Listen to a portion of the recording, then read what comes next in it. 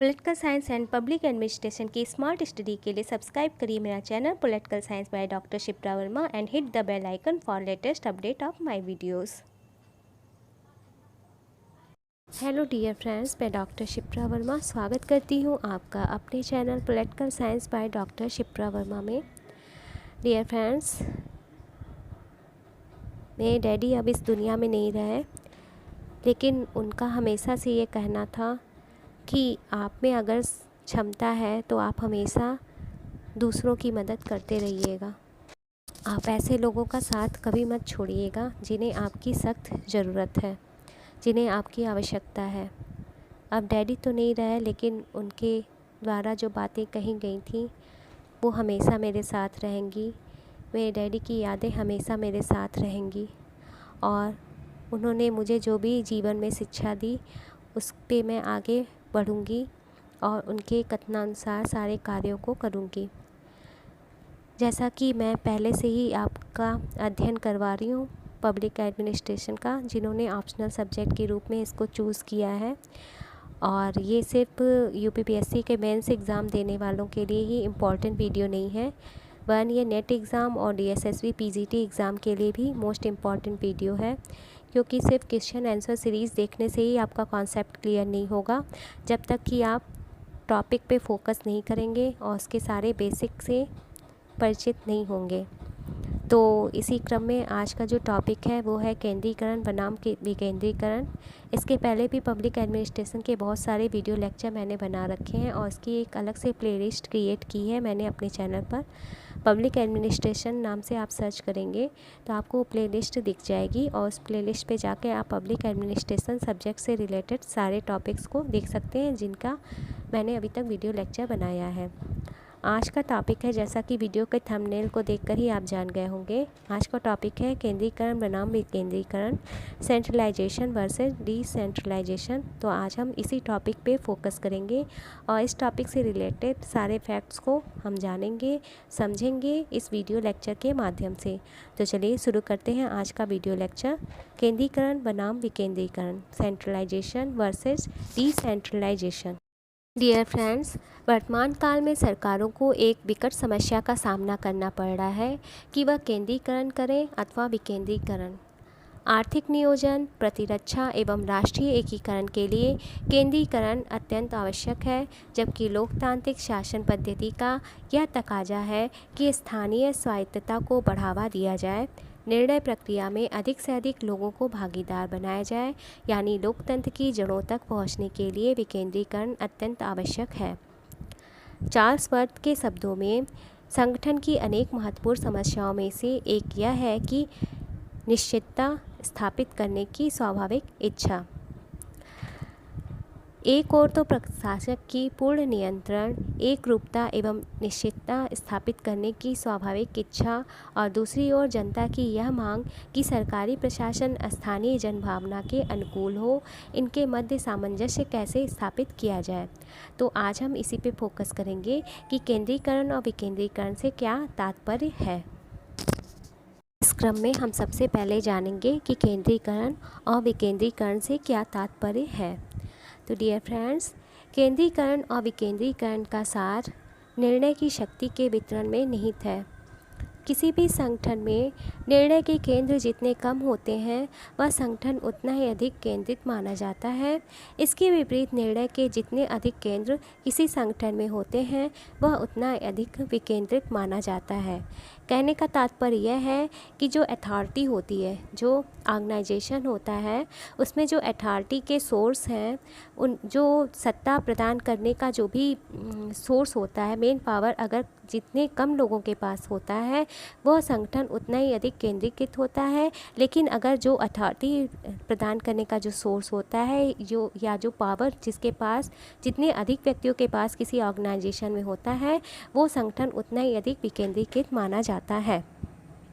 जिस प्रशासनिक पद्धति में केंद्रीय सरकार के अधिकारियों के हाथों में अत्यधिक शक्ति निहित हो, जिसके परिणाम स्वरूप निम्नतर शासकीय स्तरों के कर्मचारियों की शक्ति और विवेक में कमी होती हो, उसे केंद्रीकृत व्यवस्था कहते हैं। इसे आप इस तरह से जानिए कि जिस प्रशासनिक पद्धति में, जो कि यहाँ लोक प्रशासन की बात हो रही है, एडमिनिस्ट्रेटिव ऑर्गेनाइजेशन की बात हो रही है, तो जिस प्रशासनिक पद्धति में केंद्रीय सरकार के अधिकारियों के हाथों में अत्यधिक शक्ति निहित होती है, अधिकारियों के हाथों में अत्यधिक शक्ति निहित हो, जिसके परिणाम स्वरूप जो उनके अधीनस्थ शासकीय स्तरों के कर्मचारी हैं, उनकी शक्ति और विवेक में कमी होती है, तो उसे केंद्रीकृत व्यवस्था कहते हैं। वहीं इसके विपरीत जिस प्रशासकीय प्रणाली में कानून या विधान के द्वारा स्थानीय प्रबंधकारी निकायों में काफ़ी अधिक शक्ति रखी जाती है, उसे विकेंद्रीकृत व्यवस्था कहते हैं। विलोवी के अनुसार अत्यधिक केंद्रीकृत व्यवस्था में स्थानीय इकाइयां केवल कार्यवाहक अभिकरणों के रूप में कार्य करती हैं, उन्हें पहल से कार्य करने की कोई शक्ति नहीं होती है तथा प्रत्येक कार्य केंद्रीय कार्यालय की ओर से किया जाता है। विलोबी महोदय के शब्दों में ये कहना है उनका कि जो केंद्रीकृत व्यवस्था होती है, जिसमें जो अथॉरिटी का पावर होता है, जो सत्ता की शक्ति होती है, वो मेन पावर के पास होती है, उच्चतर अधिकारियों के पास होती है, तो ऐसी स्थिति में जो स्थानीय इकाइयां हैं, उनके पास उनका जो पावर होता है सिर्फ और सिर्फ कार्यवाहक अभिकरणों के रूप में कार्य करने का होता है और उन्हें अपनी इच्छानुसार कार्य करने की कोई शक्ति नहीं होती है। यानी वो अपने स्वयं अपनी इच्छानुसार किसी भी कार्य का संचालन नहीं कर सकती हैं, जब तक वो सिर्फ जो हायर अथॉरिटी, जो हाईएस्ट अथॉरिटी के द्वारा उन्हें जो आदेश प्रदान किया जाता है, वो उनके आदेशों का क्रियान्वयन कर सकती हैं, उनके आदेश के अनुसार ही कोई कार्य का संचालन कर सकती हैं, अन्यथा वो अपने स्वविवेक के अनुसार किसी भी कार्य का संचालन नहीं कर सकती हैं। तो ऐसी अथॉरिटी को केंद्रीकृत अथॉरिटी कहते हैं या ऐसे ही शासन सत्ता को केंद्रीकृत व्यवस्था कहते हैं।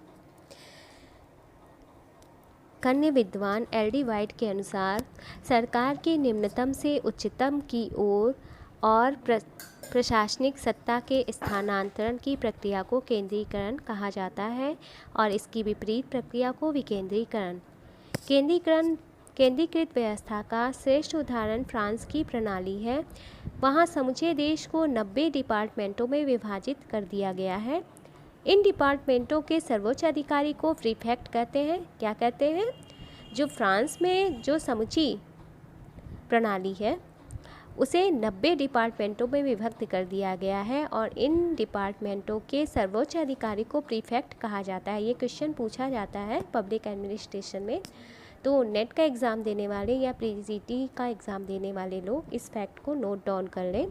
जो फ्रांस में जो समूचे देश है की जो सत्ता है, उसे 90 डिपार्टमेंटों में विभाजित कर दिया गया है और इन डिपार्टमेंटों के सर्वोच्च अधिकारी को प्रीफेक्ट कहते हैं। ये मुख्य कार्यालय के कार्यवाहक के रूप में कार्य करते हैं और इसके विपरीत भारत और इंग्लैंड में विकेंद्रीकृत व्यवस्था है। भारत और इंग्लैंड में कैसी व्यवस्था है? विकेंद्रीकृत व्यवस्था है। हमारे देश में क्या है? हमारे देश में जो स्थानीय संस्थाएं हैं, उनको अपने विवेकानुसार कार्य करने की पर्याप्त स्वतंत्रता दी गई है। जो हमारे यहाँ है, उनमें स्थानीय संस्थाओं को अपने विवेकानुसार, अपनी बुद्धिमत्ता के अनुसार, अपने विचारों के अनुसार कार्य करने की पर्याप्त स्वतंत्रता प्रदान की गई है।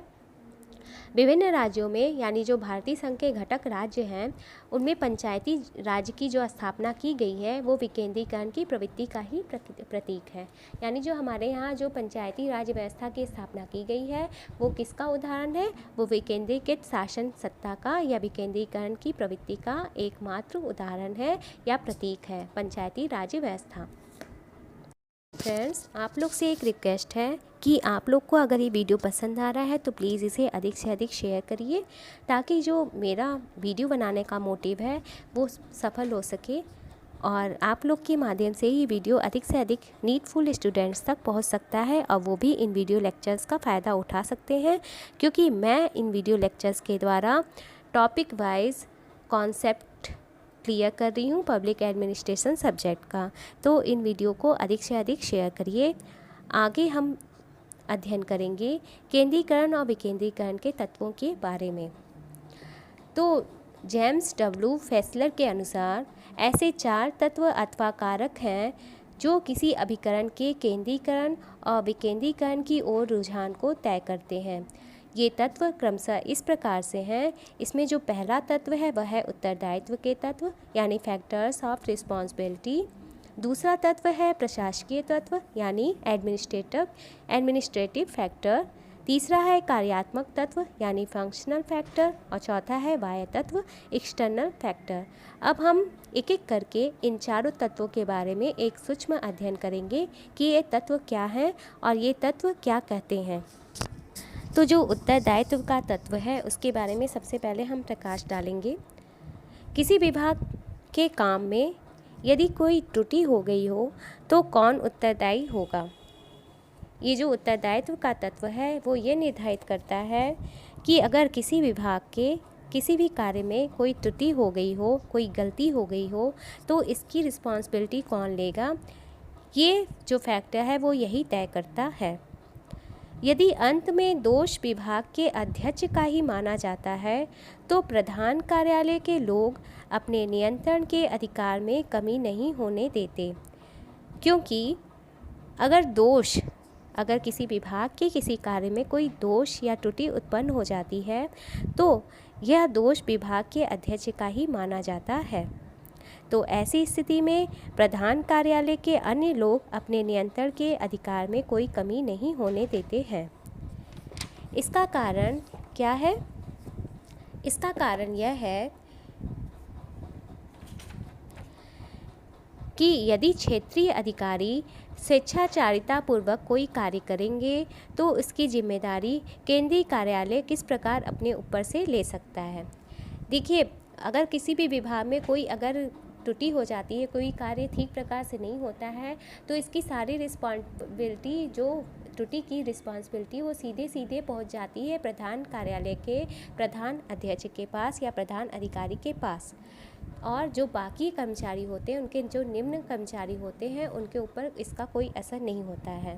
तो यही कहा जा रहा है कि अगर क्षेत्रीय अधिकारी स्वेच्छाचारितापूर्वक कोई कार्य करते हैं तो उसकी जिम्मेदारी केंद्रीय कार्यालय किस प्रकार से अपने ऊपर ले सकता है, क्योंकि अगर वो स्वेच्छापूर्वक अपने कार्यों को करेंगे तो अगर कोई त्रुटि उत्पन्न हो जाती है तो वो तो उनके कार्यों के कारण होगी, जो क्योंकि वो स्वेच्छाचारितापूर्वक कोई किसी कार्य का संचालन किए हैं, उन्होंने प्रधान अध्यक्ष के निर्देशानुसार कार्य नहीं किया है, उन्होंने सिर्फ और सिर्फ अपने स्वेच्छापूर्वक कार्य किया है। तो ऐसी स्थिति में अगर कोई त्रुटि उत्पन्न हो जाती है तो उसकी रिस्पॉन्सिबिलिटी क्यों केंद्रीय कार्यालय अपने ऊपर लेगा।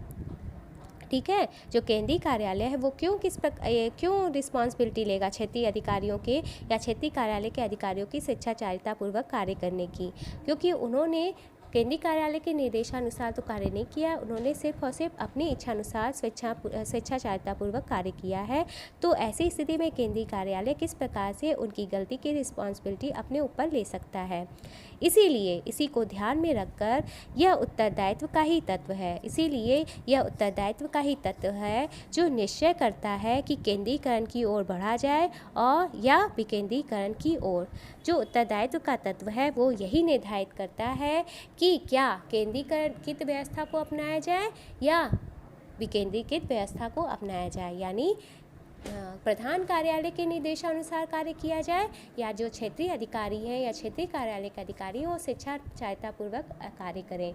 तो अगर प्रधान कार्यालय के हाथ में सारी अथॉरिटी है और उसके निर्देशानुसार ही अधीनस्थ कर्मचारी कार्य करते हैं तो वो सत्ता का कौन सा रूप होगा? केंद्रीकृत। और अगर स्थानीय अधिकारी या स्थानीय ये कार्यालय के अधिकारी या क्षेत्रीय कार्यालय के अधिकारी स्वेच्छाचारितापूर्वक कार्य करते हैं, केंद्रीय कार्यालय के निर्देशानुसार कार्य नहीं करते हैं, तो इस प्रकार की अथॉरिटी को, इस प्रकार की सत्ता को कौन सा रूप दिया जाएगा, क्या नाम दिया जाएगा? विकेंद्रीकृत सत्ता का। तो यही है उत्तरदायित्व का तत्व। देखिए, केंद्रीकरण और विकेंद्रीकरण को प्रभावित करने वाले प्रशासकीय तत्व अनेक हैं। इनमें से एक तत्व किसी संगठन की आयु है। पुराने संगठनों में विकेंद्रीकरण सरल होता है। जैसे जो पुराने संगठन हैं उसमें विकेंद्रीकरण को अपनाना सरल होता है। इसका मुख्य कारण यह है कि उनके भीतर प्रक्रियाएं और परंपराएं भली प्रकार से जड़ को पकड़ लेती हैं। उनके अंतर्गत किस प्रकार से कार्यों का संचालन किया जाए, उन कार्यों के संचालन के क्या नियम हैं, ये पहले से ही निर्धारित होता है। अतः पुराने संगठनों में विकेंद्रीकरण को अपनाना आसान होता है, जबकि इसके विपरीत नए संगठनों में छोटी छोटी बातों पर उच्चतर अधिकारियों का निर्णय प्राप्त करना आवश्यक होता है, क्योंकि नए संगठन अपेक्षाकृत नए होते हैं। उन्हें इस बात का कोई अनुभव नहीं होता है कि किस प्रकार से प्रशासकीय नीतियों का संचालन किया जाए और उन नीतियों को संचालित करने हेतु एवं कार्यान्वित करने हेतु किन किन नियमों को एवं किन किन सिद्धांतों का पालन करना आवश्यक है। तो यही कहा जा रहा है कि नए संगठनों में विकेंद्रीकरण करना उतना आसान नहीं है जितना पुराने संगठनों में विकेंद्रीकरण को अपनाना। दूसरा प्रशासकीय तत्व जो है वो संगठन की नीतियों का अस्थायित्व है। देखिए, परिवर्तन किए जाने से नीतियां अस्थायी बन जाती हैं। अगर नीतियों में बार बार परिवर्तन किया जाता है तो वो नीतियां कैसी हो जाती हैं, अस्थायी बन जाती हैं। तो इसीलिए जो प्रशासकीय तत्व है संगठन का, वो उसका जो प्रशासकीय तत्व का जो दूसरा एक महत्वपूर्ण कारक है वो अस्थायित्व है, क्योंकि नीतियों का अस्थायित्व होना, नीतियों में स्थिरता होना अत्यंत आवश्यक है, क्योंकि अगर नीतियों में बार बार परिवर्तन किया जाएगा तो नीतियां अस्थायी बन जाएंगी।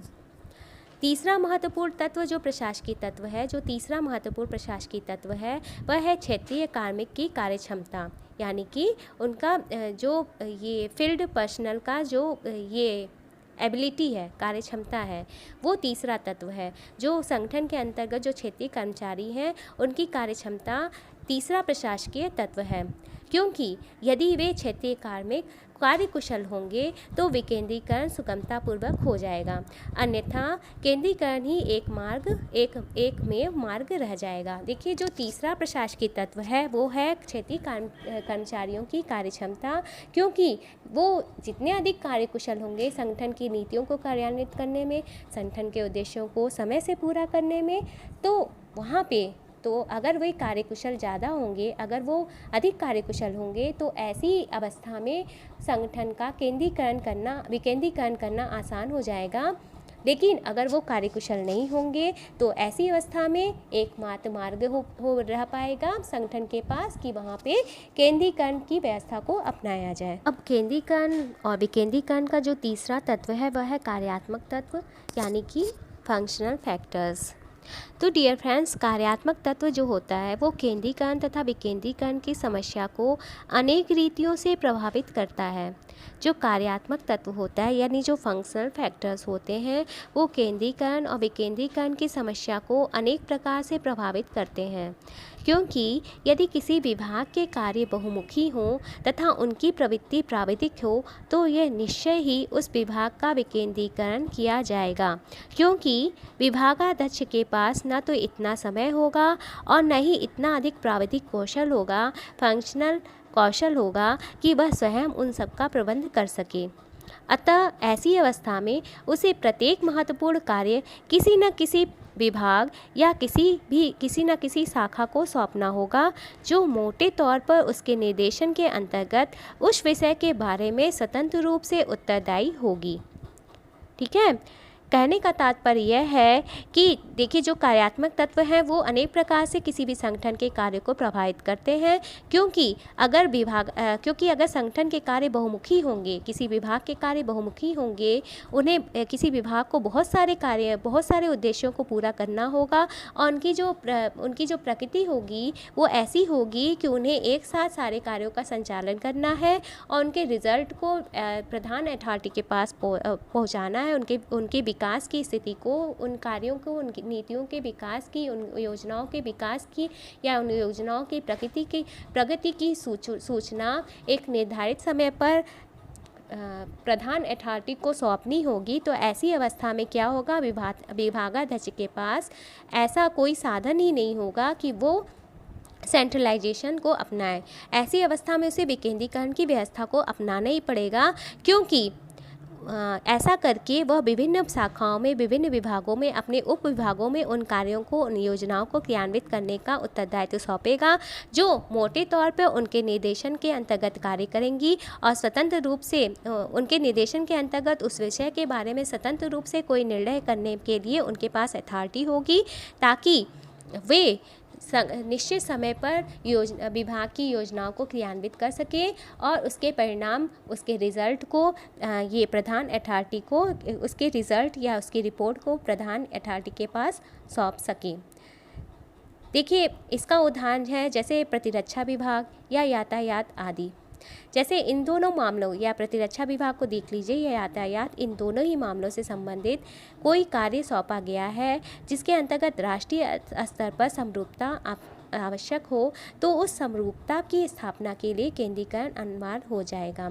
देखिए, कहा जा रहा है कि यहाँ तो हम ये कह रहे हैं कि ऐसे विभाग के पास, जिसके पास अनेक, ऐसा विभाग जिसके पास बहुत सारी रिस्पॉन्सिबिलिटी है, तो ऐसी अवस्था में जो प्रधान कर्मचारी है, जो प्रधान अध्यक्ष है, वो अपनी विकेंद्रीकृत सत्ता को अपनाएगा ताकि वो उन कार्यों को, उन योजनाओं को निश्चित समय पर पूरा करने हेतु उस योजनाओं को निश्चित समय पर पूरा करने की सारी जिम्मेदारी विभिन्न विभागों एवं उप विभागों में बांट देता है और उन्हें ये अथॉरिटी होती है कि वह स्वतंत्र रूप से निर्णय ले सके ताकि सही समय पर उन योजनाओं का क्रियान्वयन हो सके। लेकिन इसके विपरीत जो प्रतिरक्षा विभाग होते हैं और जो यातायात से संबंधित विभाग होते हैं, उन्हें उनकी जो अथॉरिटी उसे विकेंद्रीकृत नहीं किया जा सकता, क्योंकि इसके अंतर पर राष्ट्रीय स्तर पर, क्योंकि इन विभागों में, ऐसे विभागों में राष्ट्रीय स्तर पर एक रूपता होना अत्यंत आवश्यक है या समरूपता होना अत्यंत आवश्यक है। और इस समरूपता और इस एकता की स्थापना के लिए उस अथॉरिटी को वहाँ पे सेंट्रलाइजेशन की व्यवस्था को अपनाना अनिवार्य हो जाता है। ठीक है, आशा करती हूँ आपको समझ में आ गया होगा ये वाला पॉइंट। अब हम चर्चा करेंगे चौथे तत्व की, जो कि बाह्य तत्व है, यानी कि एक्सटर्नल फैक्टर। तो डियर फ्रेंड्स, जो एक्सटर्नल फैक्टर्स होते हैं यानी केंद्रीकरण तथा विकेंद्रीकरण को जो प्रभावित करने वाले बाह्य तत्व होते हैं, उनकी हम चर्चा कर लेते हैं। तो देखिए, जैसे यदि कोई विकास योजना है, जैसे किसी कार्यक्रम के क्रियान्वयन के लिए जन समर्थन की आवश्यकता हो, तो उसकी प्राप्ति के लिए विकेंद्रीकरण अनिवार्य हो जाता है। ठीक है, जैसे कोई विकास की योजना है जिसके अंतर्गत किसी कार्यक्रम का क्रियान्वयन करना है, तो उसके लिए जन समर्थन की आवश्यकता होती है। तो उस जन समर्थन की आवश्यकता हेतु वहाँ पे विकेंद्रीकरण को अपनाना अनिवार्य हो जाता है। लेकिन यदि एक संगठन में यह आवश्यक हो जाए कि आंतरिक कार्यों के अतिरिक्त बाह्य समस्याओं पर भी ध्यान दिया जाए, जैसे नागरिक को प्रशासनिक प्रक्रिया में शामिल करना, अन्य संघीय, राज्य एवं स्थानीय अधिकरणों के साथ सहयोग करना, क्षेत्रीय कार्यों पर राजनीतिक दबावों का ध्यान रखना आदि, तो विकेंद्रीकरण किया जा सकता है। तो ऐसी स्थिति में भी विकेंद्रीकरण की व्यवस्था को अपनाया जा सकता है। कहने का तात्पर्य यह है कि यदि संगठन का कार्य इस प्रकार का है कि उसका लक्ष्य बिना किसी बाह्य सहयोग के संभव नहीं है और उसे बाहरी लोगों का सहयोग लेना पड़ेगा या अन्य अभिकरणों से मिलकर काम करने की आवश्यकता पड़ेगी, तब इन सारी परिस्थितियों में ऐसा संगठन विकेंद्रीकरण की ओर झुकेगा और ऐसा अभिकरण अपने क्षेत्रीय संगठन को काफ़ी मात्रा में ऐसी स्वायत्तता प्रदान करेगा जिसके बल पर वे स्थानीय सहयोग और सामंजस्य को बढ़ा सकें।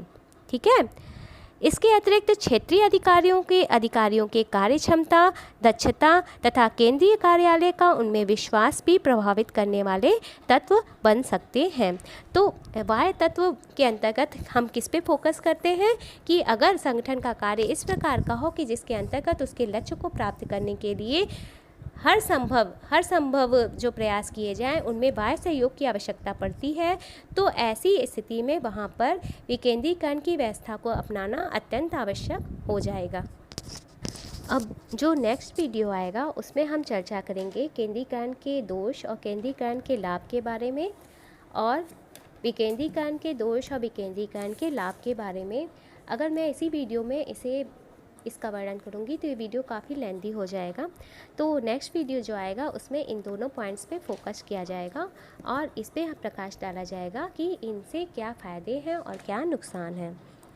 अगर आपको ये वीडियो लेक्चर पसंद आ रहा है तो प्लीज़ इसे अधिक से अधिक लाइक करिए, अपने कमेंट बॉक्स में अपने सुझाव मुझे ज़रूर से दीजिएगा, और किसी टॉपिक पे आपको वीडियो चाहिए तो वो भी आप कमेंट कर सकते हैं कमेंट बॉक्स में।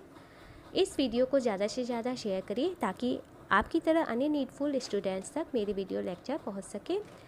तो इसी आशा के साथ आपसे विदा लेती हूँ। अगली वीडियो लेक्चर के साथ आपके सामने फिर से प्रस्तुत होंगी। तब तक के लिए बाय, टेक केयर।